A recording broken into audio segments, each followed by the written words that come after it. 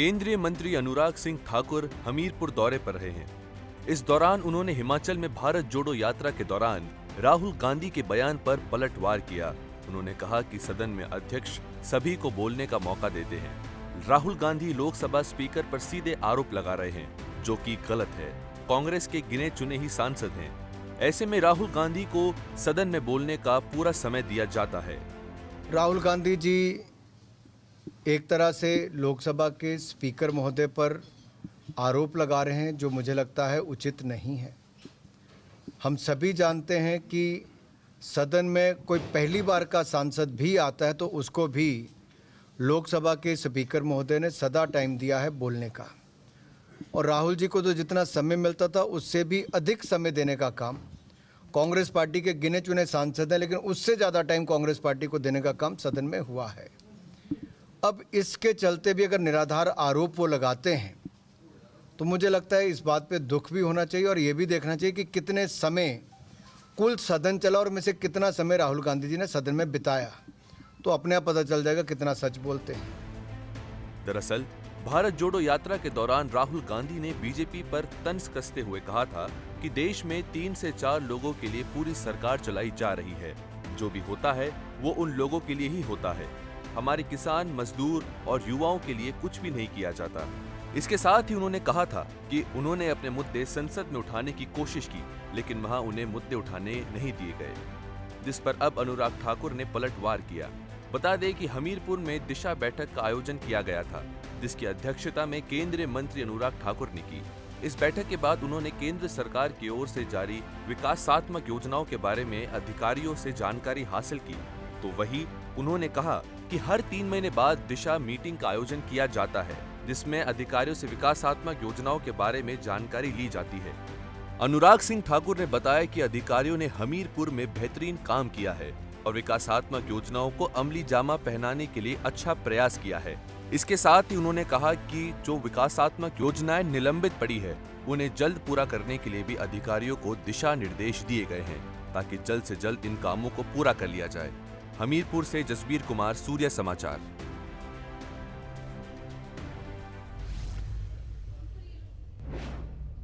हिमाचल की कांग्रेस सरकार अपने किए गए वायदों को पूरा करने के लिए हर संभव कोशिश कर रही है, लेकिन इसके साथ ही आवाम की मूलभूत सुविधाओं पर भी जोर दिया जा रहा है, जिसके लिए विक्रमादित्य सिंह ने ग्रामीण सड़कों का सुदृढ़ीकरण करने का ऐलान किया है।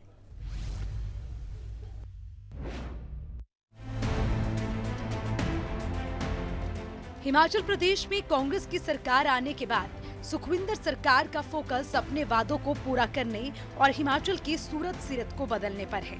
हिमाचल में ओल्ड पेंशन बहाल के फैसले के बाद अब हिमाचल की सड़कों को सुंदर बनाने का काम किया जा रहा है।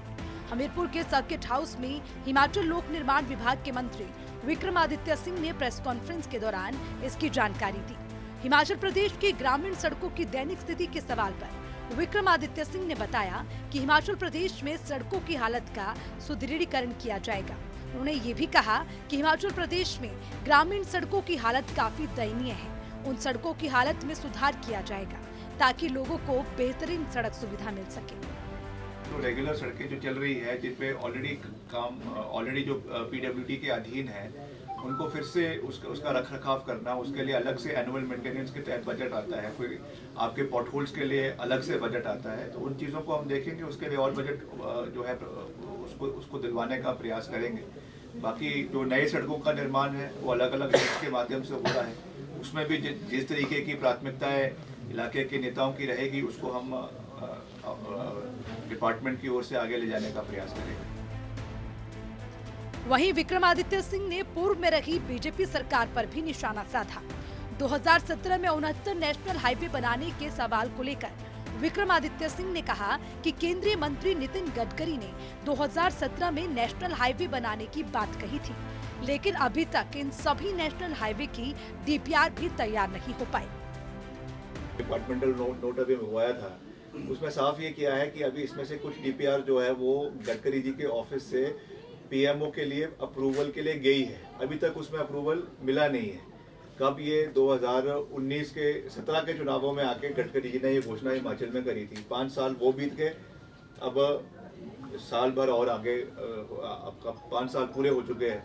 मगर उसमें कोई भी कार्य नहीं हो पाया है। तो we will try and take it up. जो 69 नेशनल हाईवेज का उन्होंने बात करी थी, उसका क्या प्रोग्रेस हुआ है, उसके लिए हम फिर से केंद्र सरकार से मिलेंगे। हिमाचल प्रदेश में विकास को गति देने के साथ ही कांग्रेस खेल को बढ़ावा देने की ओर भी कदम उठाएगी। विक्रमादित्य सिंह का कहना है कि राजस्थान की तर्ज पर हिमाचल प्रदेश में हर जिले में किसी न किसी खेल को बढ़ावा दिया जाएगा। इसके लिए अधिकारियों को उचित दिशा निर्देश दिए जा चुके हैं। ब्यूरो रिपोर्ट, सूर्या समाचार।